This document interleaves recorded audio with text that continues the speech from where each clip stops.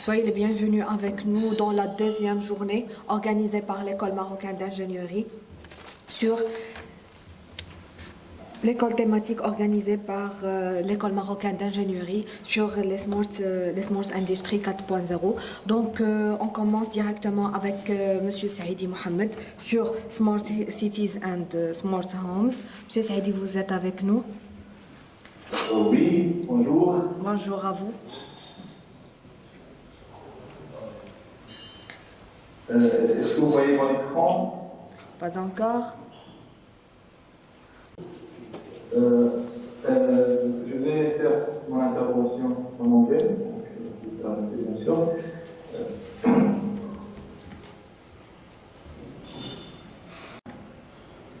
Thank you for inviting me to this amazing conference on Industry 4.0.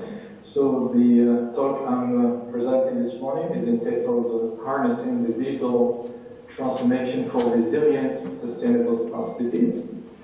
A quick introduction from my side. My name is Mohamed, as you introduced me, and I'm professor at NCS Mohammed V University, Morocco. But I am also involved in several initiatives related to smart cities within IEEE, more specifically the Global City Alliance as the Middle East and Africa chair. I'm also involved in other initiatives that have some, I would say, links with the smart cities, like the Humanitarian Activities Committee, and also the IEEE Standard Association, more specifically the working group on smart city planning and technology guide. Okay, so this is said, let me quickly look through the outlines. We'll be covering several aspects related to sustainable, resilient smart cities, framework introduction, but we'll also have a deep dive of many other features like the framework architecture, the standards, the key performance indicators of smart cities. We have also interest in the global index we'll be discussing. Another interesting technology for smart cities that will be addressed in some remarks. Let me start by talking about the trends that are shaping smart cities or human life today. According to a very recent study from the Deloitte, we have a green planning of public spaces. Green planning is that we are concerned with sustainable development. Smart health communities, technologies are also involved in improving healthcare service. 5-minute city, this means that also we're bringing all the amenities and facilities close to the citizens. Intelligent, sustainable, and as a service mobility. Just think about the self-driving vehicles, buses, and cars, and so forth. Inclusive services and planning, digital innovation ecosystem, circular economy, and producing locally all kind of products. Even we think about very strategic assets like water, for example. Smart and sustainable buildings and infrastructure through IoT, artificial intelligence, and data analytics.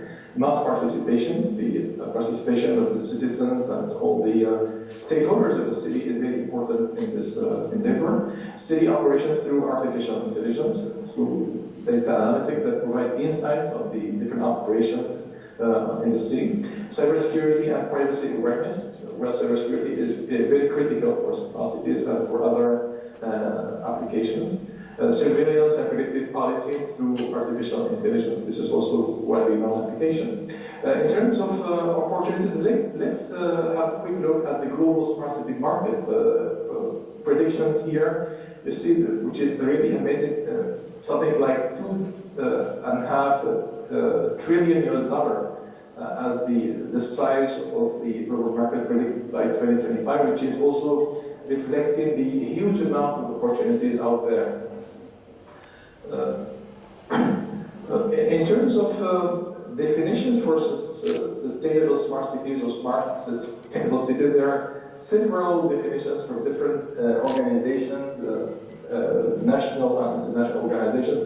I have here a few of them, so if you can look at the one that's proposed by the United Nations in 2016. So smart city approach makes use of opportunities from digitalization, which is key for all kinds of applications in smart city, clean energy, the energy transition within the city, and technologies. We can also think about other technologies that are supporting all the initiatives we have in smart city, as well as innovative transport technologies that's providing options for inhabitants to make more environmentally friendly choices and boost sustainable economic growth and enabling cities to improve their service delivery. There is another one from the OECD, the Organization for Economic Cooperation Development. Smart cities are defined as initiatives or approaches that effectively leverage digitalization to boost citizen well-being and deliver more efficient, sustainable, and inclusive urban services and environment as a part of a collaborative multi-stakeholder process. The last one also from another international organization, which is International Telecommunication Union, which is focusing more specifically on technologies, but also on sustainable development. So smart sustainable city is an innovative city that uses information and communication technologies and other means, or probably other technologies, to improve quality of life, efficiency of urban operations, and services. That are the main objectives we're targeting in smart city, and competitiveness also, while ensuring that it meets the needs of present and future generations with respect to economic, social, and environmental aspect, which, this second part of the definition is related to sustainability. Sustainable development is also key for smart cities, and there are several definitions. This is a very different one. Sustainable development is development that meets the needs of the present without compromising the ability of future generations to meet their own needs. There are other definitions. I think also another one here from the National Telecommunication Union Academy. So the sustainability of smart cities is based on four main aspects. We have the economic one, which is the ability to generate income and employment for the livelihood of the citizens or inhabitants. The second dimension is social, so the ability to ensure that the well-being, which includes safety, health, education, can be equally delivered to all, regardless of class, race, or gender. So this is also seen as inclusiveness of the smart city. Environmental, which is the ability to protect future quality and reproducibility of natural resources. And the last one is governance, which is the ability to maintain social conditions of stability, participation, and justice. And of course, as it was explained probably in the talk yesterday, smart city is also a very interesting framework, a very important framework to address all kinds of challenges and goals, and more specifically the Sustainable Development Goals of the United Nations in the framework of the 2030 agenda that are listed in this slide. They are in number 17, and that cover all kinds of dimensions within the city, either healthcare, education, agriculture, sustainability, and so on and so forth. There are also many challenges facing cities today.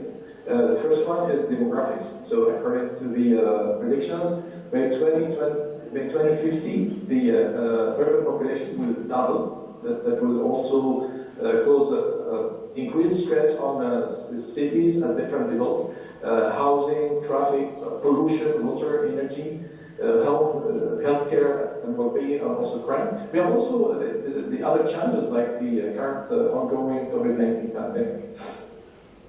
When we talk about the smart cities, there are several features that are included.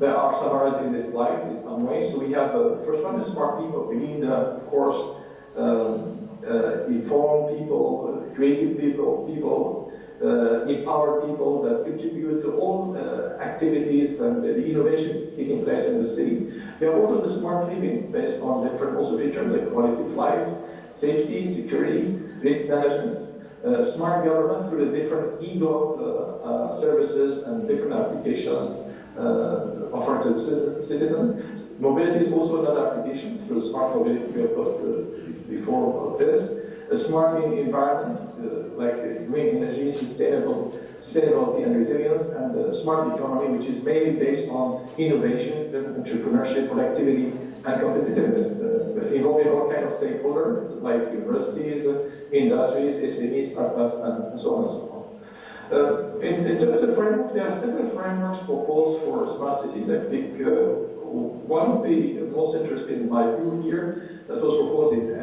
ASEAN Smart City Framework in 2018.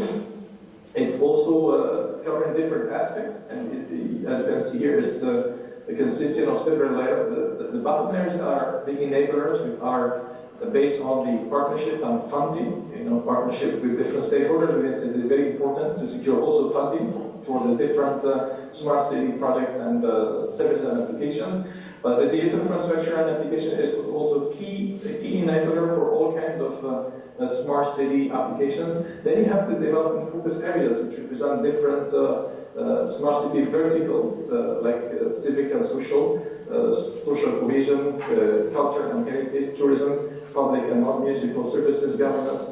The second one, you have health and well-being that cover housing and healthcare, education, mainly social services toward the citizens. The next one is safety and security, resource security, cyber security, public safety, and so on and so forth. The following one is quality environment, clean environment, resource access and management, urban resilience.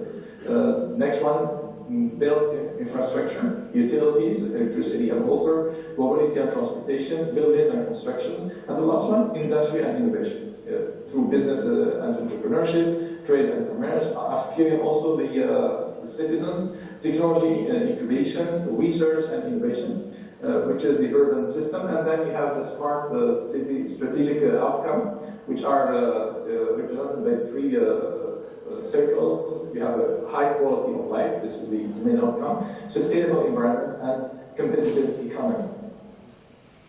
Well, in this slide, you have another framework for the smart city ecosystem that includes other layers. We have at the bottom the smart city technology infrastructure from all kinds of technology like connectivity, data, IoT platforms, and so on and so forth. Connectivity, accessibility, and security. And the next one, we have also data, policies, process, public-private partnership and programs, governance, management and operations, innovation, enablement, and operation. We have also the different services, the city-created services, the corporate-created services, community-created services, and private citizen-created services that allow to have improve quality of life, government efficiency, health and wellness, economic development, sustainability, public safety, and mobility. We have also other applications on top. You can see here the different verticals that contribute to parking, lighting, traffic, waste management, energy management. You can have also ride sharing, commute planning, bike sharing when talking about mobility. Have also talking about infrastructure, airports, district, office parks, universities, apartments. We have also other services like for-profit microservices, non-for-profit microservices. Well, in terms of architecture, smart cities can be described by that's also composed by different layers. At the bottom you have the edge, which represents the layer of physical devices. We have had a very interesting presentation yesterday by Professor Ali on edge computing. Connectivity is also key because all the communications is going to happen through connectivity and communication platform. We have all kinds of technologies like 5G, LoRaWAN, and other technologies. Technical IoT cloud that allows to get IoT data and device processing layer. We have also the business cloud that provides the business application layer and the API gateway, interface layer, and data exchange.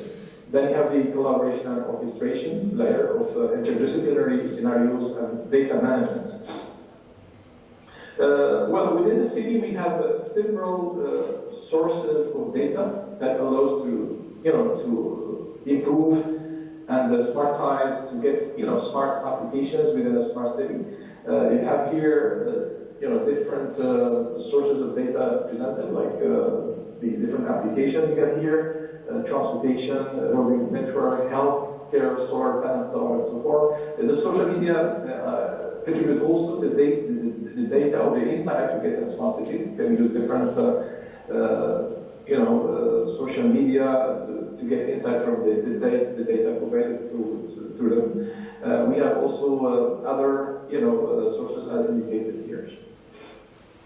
We talked yesterday about the smart, smart citizens through Society 5.0. So, Society 5.0 actually is a society of smart citizens that are characterized as indicated here, in contrast with the Society 4.0 with different features. If we look at the economies of scale for the Society 4.0, we have liberation from focus on efficiency to problem solving and value creation. So we have a society where value is created within a Society 4.0. It's also a diverse society, a decentralized society, as a resilient society. We have also a focus on sustainable and environmental harmony, which is another feature. There's also a mapping, very interesting mapping between Society 5.0 and the Sustainable Development Goals. And this mapping shows how we can reach all these Sustainable Development Goals through Society 5.0, but of course through different technologies like IoT, AI, robots, drones, and so on and so forth. But different applications are also involved, like EdTech, health tech, and so on and so forth.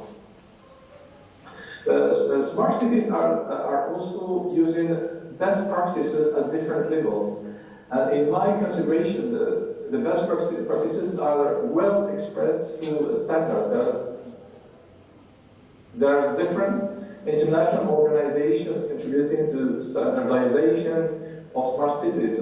From them, I can mention here IEEE, which is very active in developing all kinds of standards for different activities or for different verticals within smart city. For energy, we have the smart grid standard. You can see here at the top left, we have 4 standards covering all kinds of services and applications within the smart grid.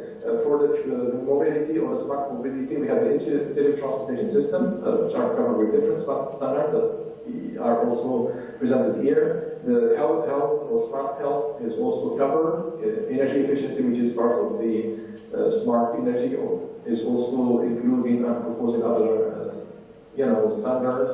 Learning or smart education, we have standards for the tool, smart home, for e-golf services, for cybersecurity, also for communication network, either 5G or also for Internet of Things.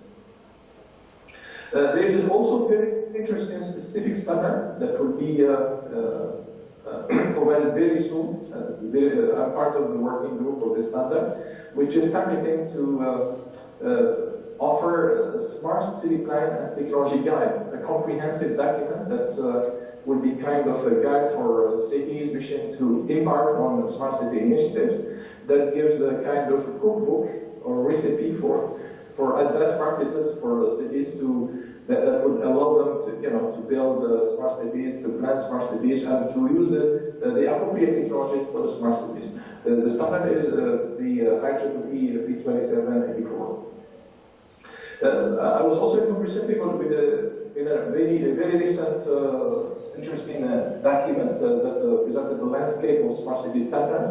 That's a comprehensive document that covers all kinds of standards within smart cities for different verticals and applications within the sustainable smart cities. IEEE is also promoting smart cities and best practices within smart cities through different applications, through different also initiatives. One of them is the IEEE Core Smart Cities, which include 5 cities from the 5 continents. So we have Trento from Italy, we have Uchi from China and Asia, we have Guadalajara from Latin America, we have Kansas City from the US, and we have Casablanca, which I was involved in this city selection in 2016 as the actual female section chair at that time. But we have also some other affiliated cities like Buenos Aires in Argentina, Cape Town in South Africa, Baconia, Spain, Ariana, Tunisia. We have also cities from from Brazil, from India, from France, like the city we know. And the idea here is to exchange best practices among cities, exchange challenges. There are also some training programs for city leaders and municipalities, exchange white papers, organize conferences, workshops, and events on smart cities. Now we move to the other very interesting feature for smart cities, which is resilience. How do we define resilience within a smart city? So there are different definitions that are proposed by several international organizations like the OECD, which says that resilient cities are cities that have the ability to absorb, recover, and prepare for future shocks, either economic, environmental, social, and institutional, like the one we're living today, the COVID-19 pandemic. Resilient cities promote sustainable development, well-being, and inclusive growth. Those cities, there's another, the definition from PwC that was proposed in 2020. I think the framework of this pandemic, many organizations was very active in defining and proposing frameworks and definitions for city resilience. So according to PwC, those cities that have invested in developing capabilities to deal with all stages of the threat cycle. So for this definition, we have the threat cycle, which is defined by the sensing operation. We have the sensing, defending. Once the sensing for any threat, we should defend against it, and we should respond once it's we have any threat that happened, and we should also recover from that threat. So those cities have demonstrated their resilience in dealing with the socio-economic effects of the pandemic, or from any other threat, not only from the pandemic. So cities should adopt an integrated approach, working with all stakeholders to enhance their preparedness for future shocks. Which is also, what's also interesting is the fact that we have also some indicators to measure the city resilience. You have one here proposed by OECD, which is composed by 4 dimensions. So we have several metrics for each of the 4 dimensions. If we pick here economy, we have the GDP growth rate, for example, the unemployment rate within the city, number of startups and business failures, age and gender of the employed working population. If we pick society, for example, we have the migration, age and gender, poverty levels of the city, the household income, percentage of population, living 500 meters from services. Because we said before, according to the trends we showed from the right, we have a 15-minute city, so all the the facility should be close to the population. There is another, I would say, very important framework proposed by PwC in 2020 to improve and boost smart cities resilience. And I would say this is a framework that allows to engineer resilience within a city and to formalize resilience within a city. And as you can see in this framework, we have also different layers.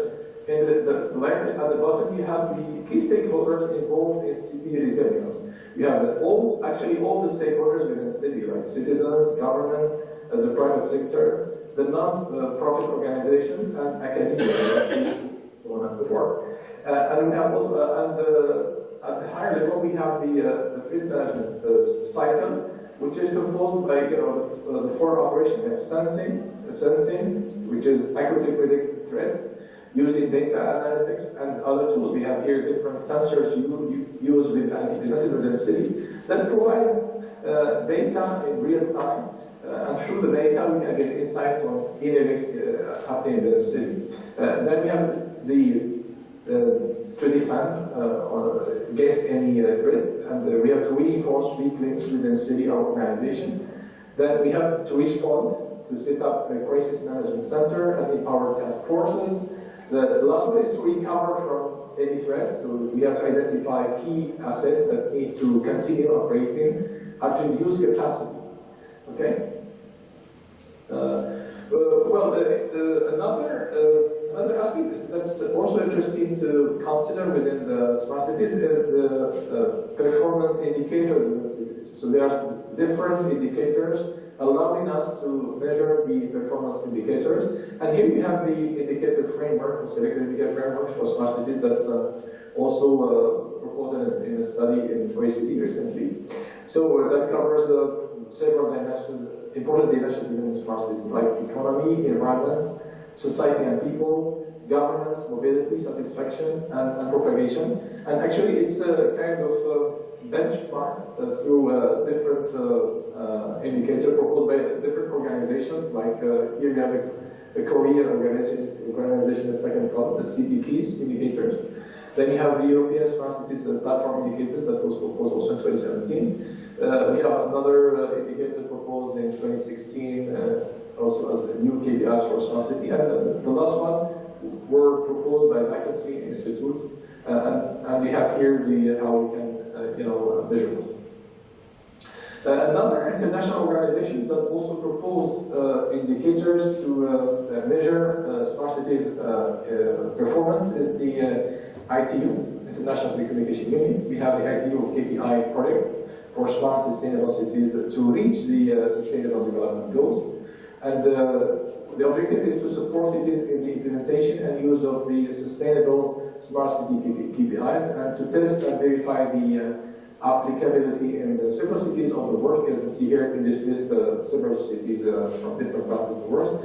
And to develop a global smart cities index. This is not yet done for IT, it's in the process of happening. So you have already 50 cities participating in this project. Even Tehran from Tunisia, you can see here Tehran, Mursi, Valencia, Dubai, and other cities. Well, the ITU KPI structure is made of about 100 indicators. You have 54 core indicators, important indicators. You have also 37 advanced indicators. And we have also other breakdown according to the second list you have below. You have 20 smart indicators, 30 structural indicators, and 39 sustainable indicators. And we have 132 data collection points. And those indicators cover 3 dimensions: economy, environment, and society and culture. So we have also other the categories within each dimension. If we pick economy, you have ICT infrastructure, water and sanitation, drainage, electricity supply, transport, public sector, etc. If we take environment, we have air quality, water and sanitation, waste, etc. If we pick society and culture, also we have different categories like education, healthcare, culture, housing, and so on and so forth. There is still another interesting standard that's also measuring the smart city performance, which is ISO 37120. This is a standard for sustainable development of communities. Well, this standard covers 70 themes, which include city services and quality of life, which are indicated here in this list: economy, education, energy, environment, finance, etc. Okay, and it's based on 100 indicators. Again, here we have core or important indicators which are required, which are in the number of 46. And we have additional indicators which are supported and recommended. So cities wishing to be certified ISO 120 needs to comply with the 46 core indicators here. And in fact, there is another organization which is the World Council on City Data that's also certifying cities on ISO 37120 in partnership with ISO. And you can see here that there are several cities around the world already certified through this program. Even cities from Africa, you have Johannesburg, you have also Mecca, Dubai, and Amman, also from the Arab world. And also many other cities from the US, from China. The last, I would say, metric or index is proposed by IMD. IMD is the Institute of Management Development in Singapore, which is part of Singapore University, that proposed for the first time a global smart city index. So I said before that ITU is working towards this index, but they have not yet reached this, I would say, consensus on the the metrics that should be included in this, the index. But this IND index was published and was, I would say, issued since 2019. I think this is the third year, the third edition of this index published only a couple of months ago. And this index assesses the perception of residents on issues related to structures and technology applications. So it's a human-centric or citizen-centric index. And the perceptions from residents are solicited for two dimensions or two pillars, structure and technology. So the pillars are evaluated based on 5 key areas, like health and safety, mobility, activities within cities, opportunities, and government. And according to this index, there are 4 groups of cities based on the UN Human Development Index score. So, for example, the 2020 edition, you can see here, included 109 cities. The top smart city in the world in 2020, according to this index, is Singapore, followed by Helsinki, followed by Zurich, and you have also the change in the ranking with respect to the previous edition of the ranking. What's interesting also to present here is Rabat 2020. Rabat was also announced as 2021 Top Africa Smart City according to this index, followed by Cairo, Cape Town, Nairobi, Abuja, and Lagos. Moreover, it should be also pointed out that Rabat has improved its ranking by 2 positions between 2020 and 2021 in this ranking. Now I will discuss a very interesting concept within smart cities, which is smart cities digital twins. As it was explained, I think also in several other presentations, digital twins is a digital replica of physical asset or object. Either it's a building, car engine, or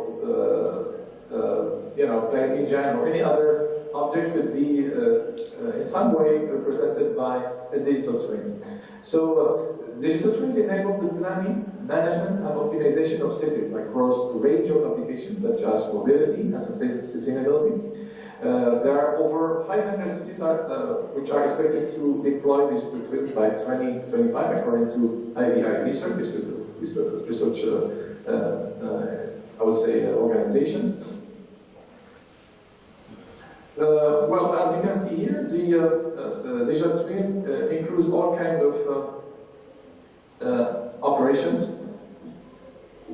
You have data management, situation awareness, integration and collaboration, planning and prediction, visualization, and it includes all kinds of other applications and technologies. Well, in the technology side, at the left of this presentation, you have all the technologies, the digital technologies you can imagine: IoT, cloud computing, 5G, even 6G, probably the coming technology for that will probably replace 5G within the 10 years or so. Artificial intelligence, big data analytics, visualization tools, emerging technologies like AR and VR. Then you have different operations, like executive management, all kinds of operations in the city, to get awareness or to respond to any threat or to any need within the city. Also to make predictions with city. There are several frameworks and models that were proposed recently for digital twins. So you have here one proposed by Helsinki city, smart city, that includes also several wiles and that use the geographic markup language, the GML, which is made also by several layers. You have at the bottom the point cloud, different data and geographic information systems. You have also the reality model, the city geographic GML model, and then you have different applications. We have also the OGC, which is the Open Geospatial Consortium that provides this GML. Also, as you can see here, we have multi-layer framework.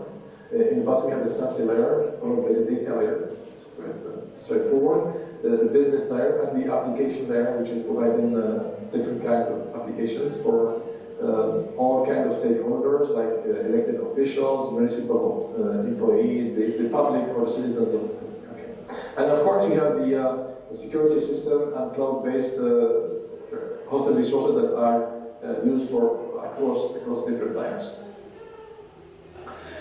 This is another, I would say, presentation of the city GNL modules with the different verticals that cover all kinds of applications with relief, water, vegetation, land use, buildings, city furniture, transportation, bridges, tunnels, city objects, noise emissions, ubiquitous networks, etc. So there are many other applications we can include with different applications we can provide through this system.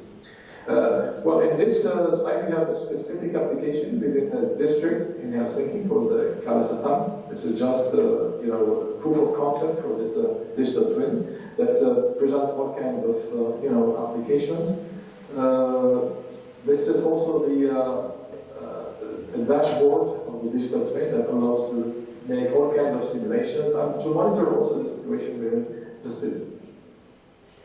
Here we have the wind analysis within the district through the digital twin. You can see here different areas of the district with different colors indicating different wind speeds, for example.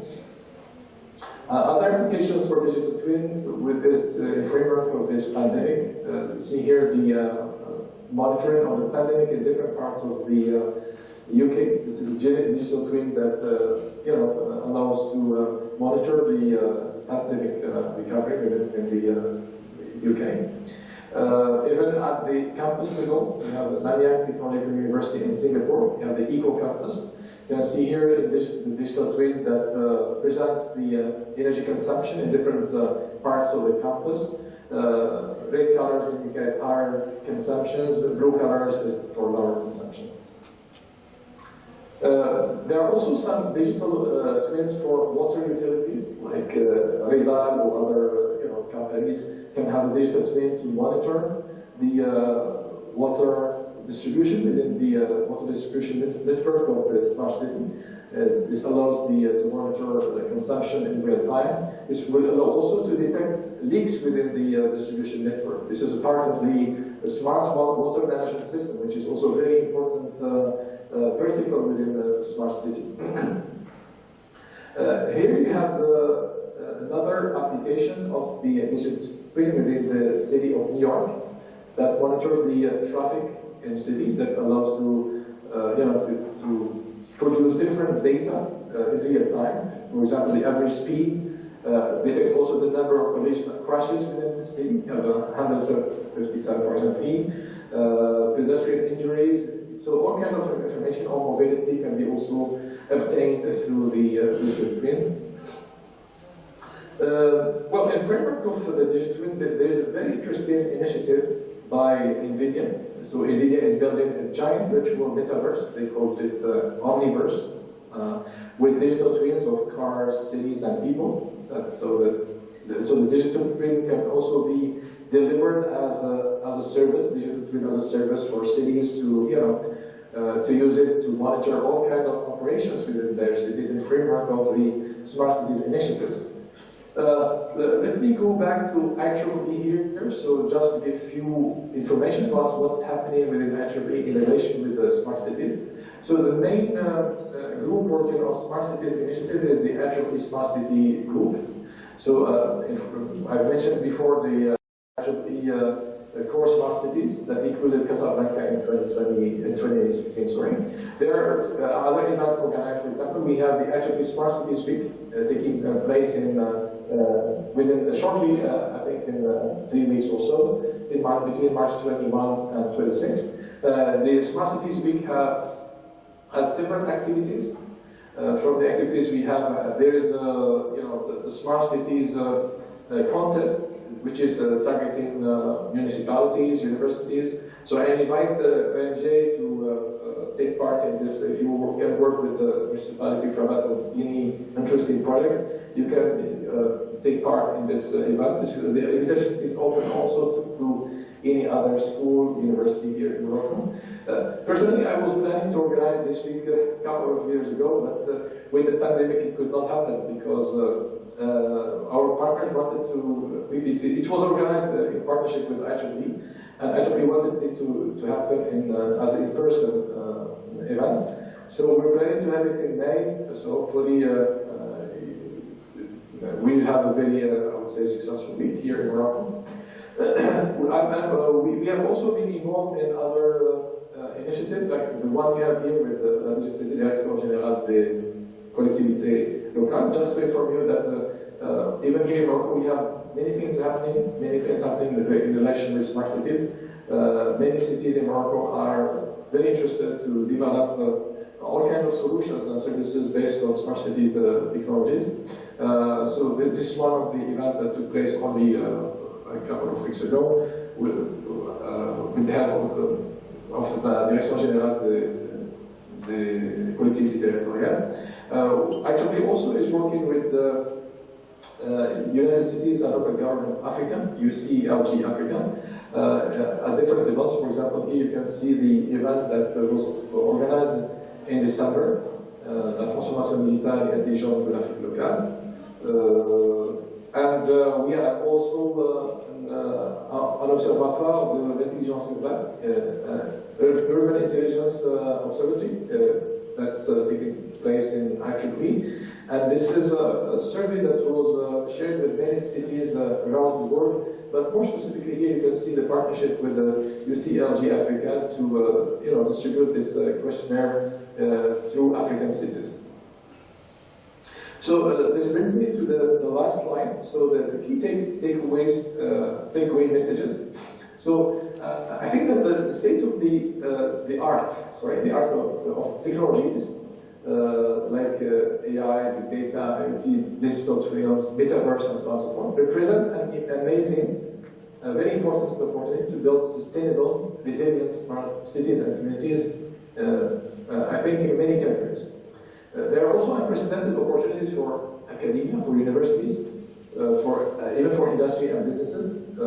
We have seen, for example, the size of the market, which is estimated to around $2.5 trillion US dollar by 2026, which represent huge opportunities at different levels.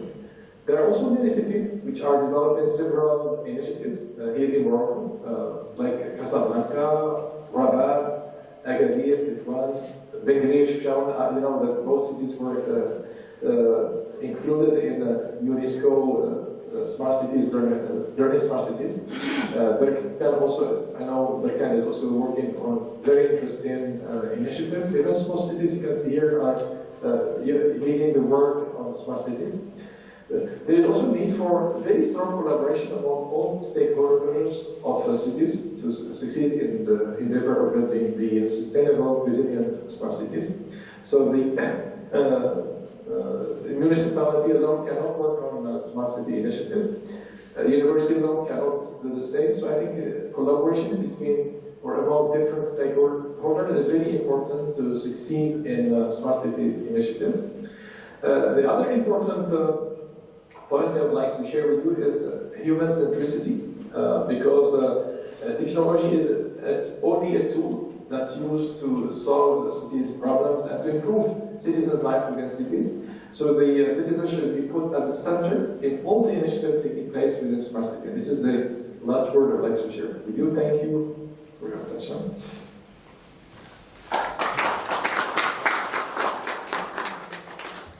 Alors, merci, professeur Saïdi.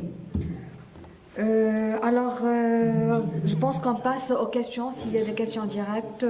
On commence, monsieur Saïdi, par des questions directes, par la suite on passe aux questions en ligne. Ok? Ok. Alors, on a une question micro. Donc, je reviens pour poser deux questions. D'ailleurs, je vous félicite pour exposer vraiment. C'est une présentation qui est intéressante.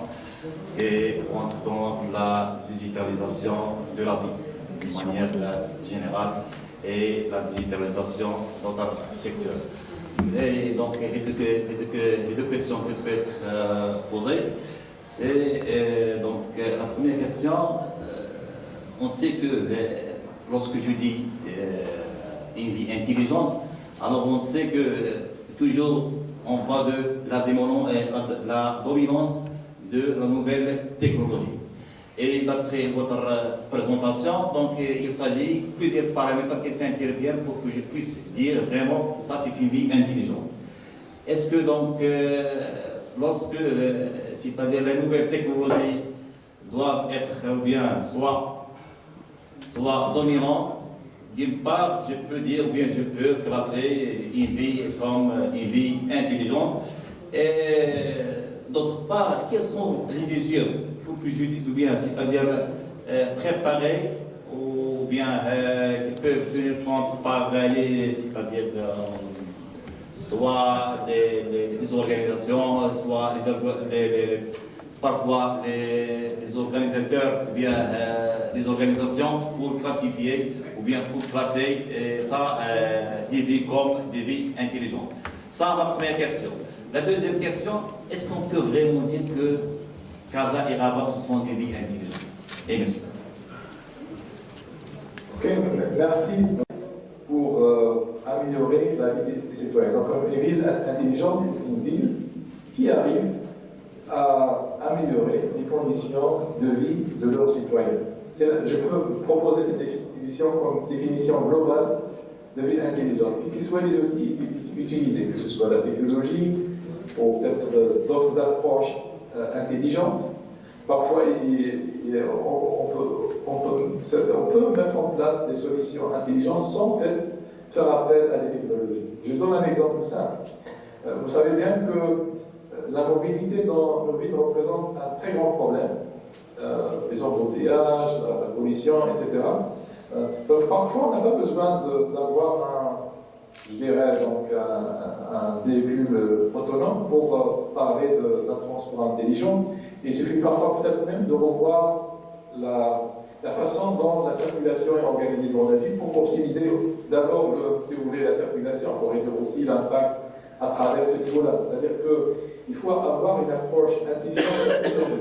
Bien sûr, la technologie, c'est je crois, ce sont des moyens de support, d'accord, que ce soit les technologies digitales ou même les énergies renouvelables, parce que lorsqu'on parle de mobilité intelligente, il ne s'agit pas uniquement de la partie digitale, il y a aussi la partie énergie renouvelable, des énergies vertes, qui réduisent aussi la pollution dans nos villes, d'accord. Donc je donnerai aussi un exemple plus concret. Donc si je reviens un peu dans l'histoire de notre pays, surtout je considère par exemple des villes comme Fès ou Téhéran ou d'autres. Si on regarde la façon dont les constructions étaient bâties, les technologies de l'époque, donc ce sont des technologies qui en quelque sorte étaient intelligentes, même si à l'époque on avait des technologies réglementaires.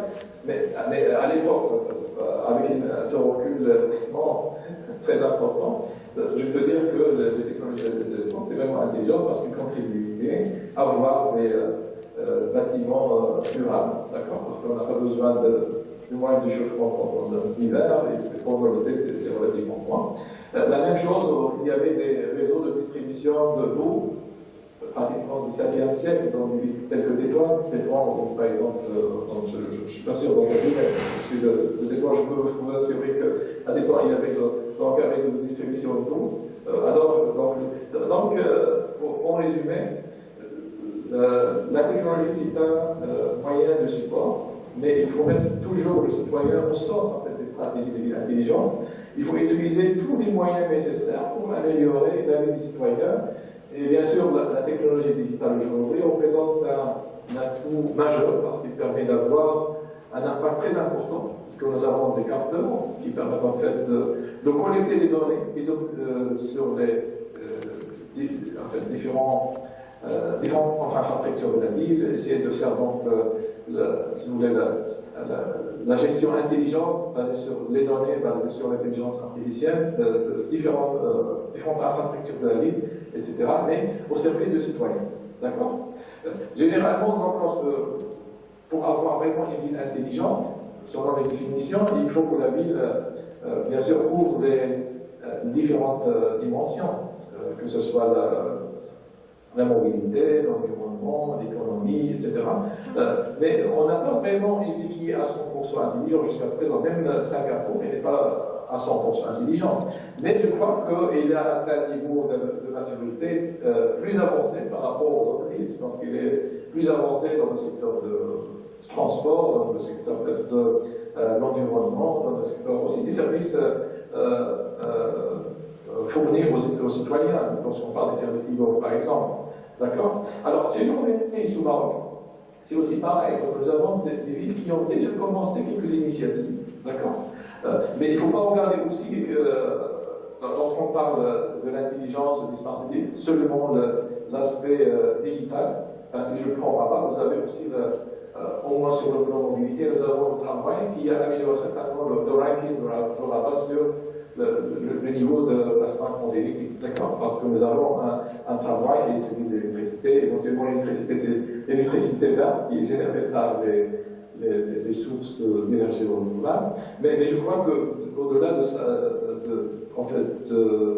de cet aspect-là, selon le ranking de l'IND, de Singapour, ce ranking il est basé sur la perception des citoyens. Donc il est basé aussi sur je crois, un élément très important parce que selon les différents critères, recommandations aussi de différents organismes internationaux, même des standards que nous avons vus, le citoyen doit être mis au centre, c'est-à-dire la perception du citoyen sur les performances de la ville est très importante pour dire si la ville est smart ou à quel niveau il est smart ou non.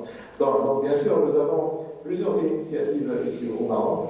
J'ai mentionné Casablanca. Casablanca a été choisi en 2016 dans le cadre d'un programme pilote lancé par I3E, donc au niveau mondial, pour sélectionner 5 villes dans 5 continents. À l'époque, j'étais président de la section I3E du Maroc et j'ai travaillé avec Madame Haya, c'était la ministre de la Solidarité. Donc, à l'époque, elle était professeure à l'université de Casablanca. On a travaillé ensemble pour préparer un dossier et heureusement, donc, le dossier a été approuvé par I3E et Casablanca a été donc choisi en tant que ville intelligente dans le cadre de IEEE Core Smart Cities en 2016 pour le continent africain. C'est-à-dire c'est une ville pilote pour le continent africain. Et après ça, je crois que Casablanca a en fait travaillé sur d'autres initiatives avec les différents acteurs de la ville. En fait, c'est aussi très important de souligner ça. Donc, lorsqu'on parle de ville intelligente, ce n'est pas une affaire de la municipalité seule, ce n'est pas une affaire de l'université. Il faut aussi donc avoir une communauté d'acteurs de différents secteurs, l'industrie, la municipalité, les universités, qui sont vraiment très importants, puisqu'on parle de solutions intelligentes.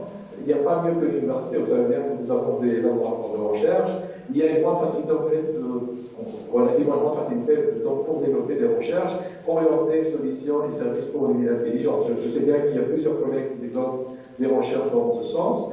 Et on peut, je crois, faire le pont avec la municipalité. D'ailleurs, ça a été l'objectif de l'atelier qu'on a organisé il y a, je crois, 2 semaines avec la direction générale des collectivités territoriales. Il y a des actions qui vont suivre maintenant avec le ministère de l'Enseignement supérieur pour essayer d'établir un programme de coopération entre les universités et les villes pour travailler sur des solutions orientées vers les villes intelligentes et les solutions pour les villes intelligentes.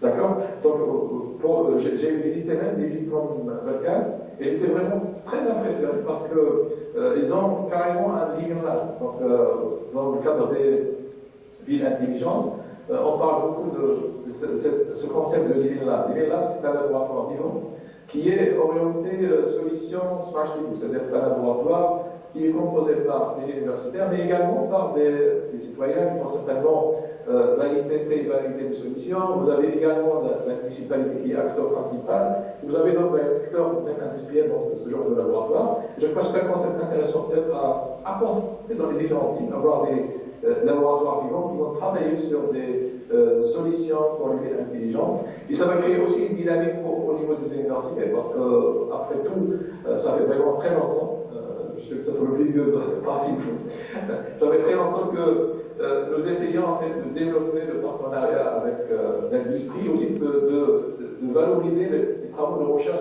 réalisés au l'université. Je sais bien que c'est très important de publier des articles dans des journaux indexés, c'est très valorisant pour les chercheurs, mais je crois que c'est encore plus valorisant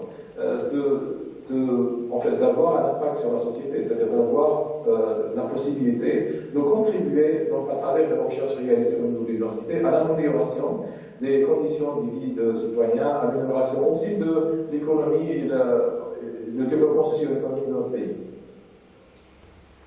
Je ne sais pas si j'ai répondu à votre question. Est-ce que vous êtes satisfait? Ah oui. Alors.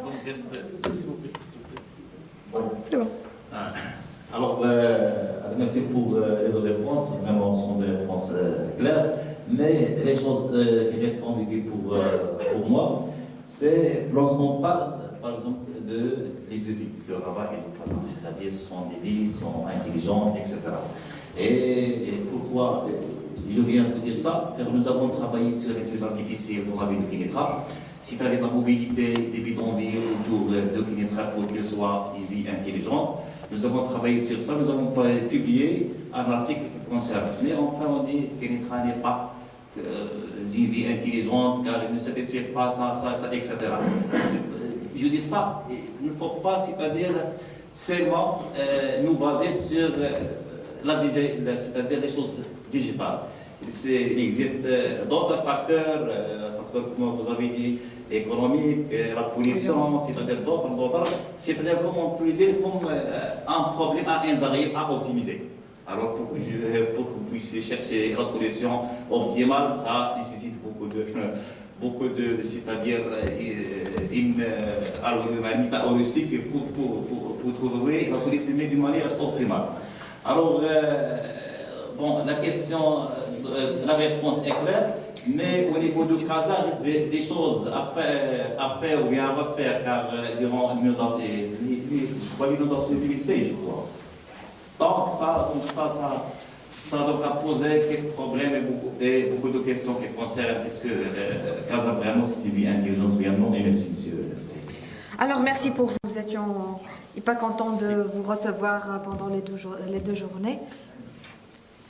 Il y aurait une autre question? Pas de question?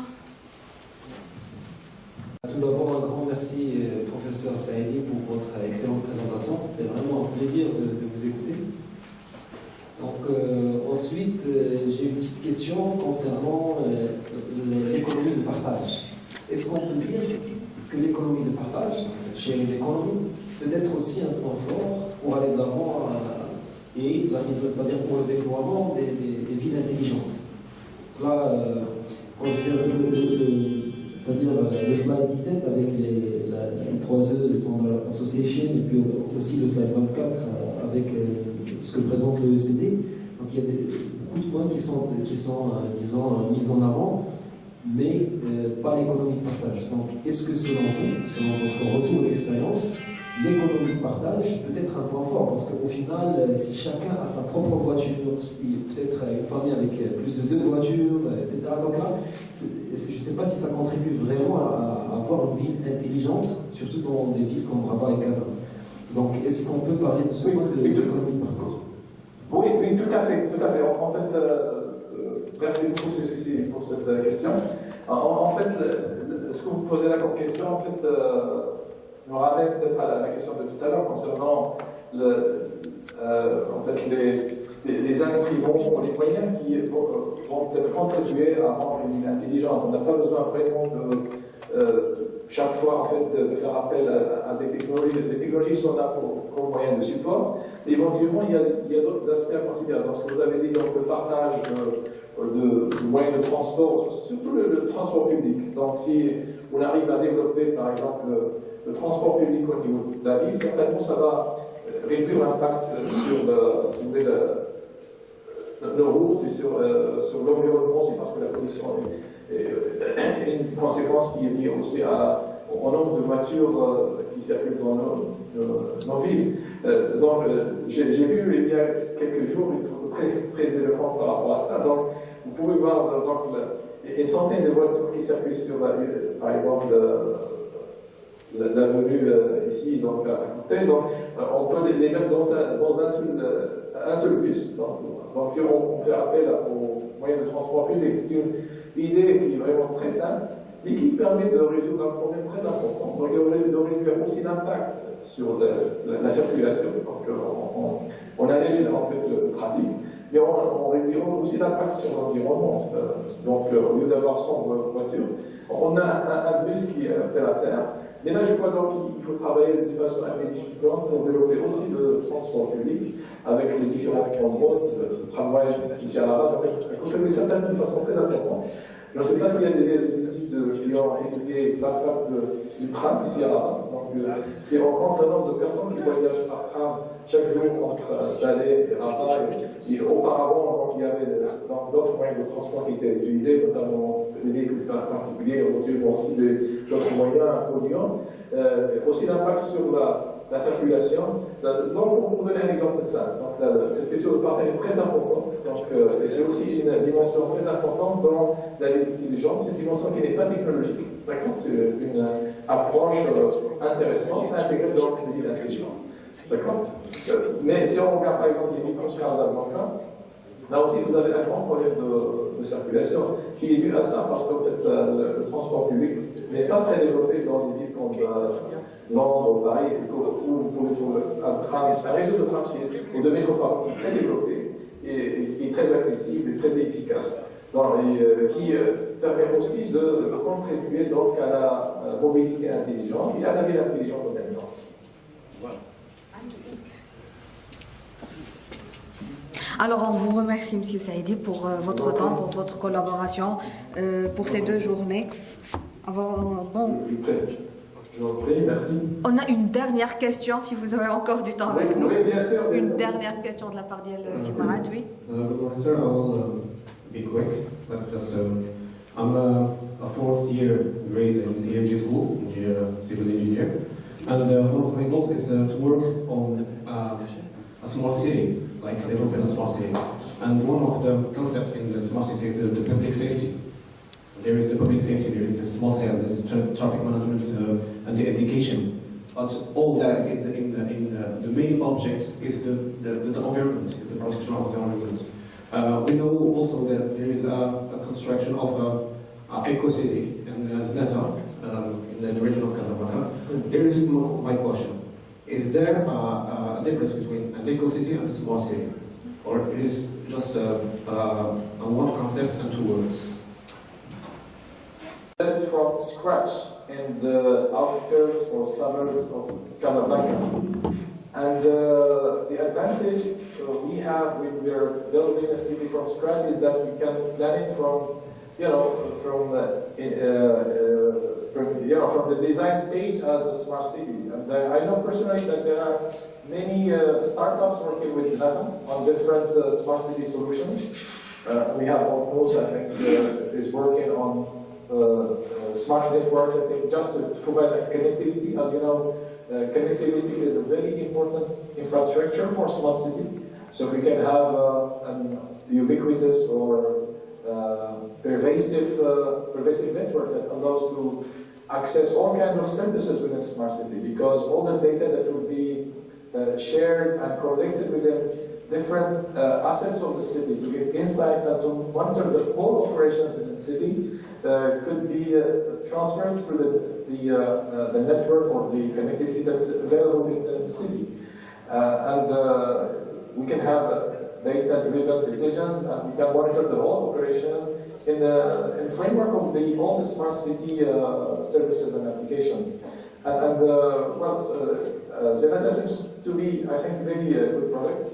a very good prototype or proof of concept for smart city. And it's, I would say, a small city. It has nothing to do with the size of the Casablanca. Casablanca is really a big city with really huge challenges. Any smart city solution with Casablanca presents a real challenge, either for mobility, for environment, for any other application. But I think for Zanata, it's since it's smart by design, because we're starting a city from scratch.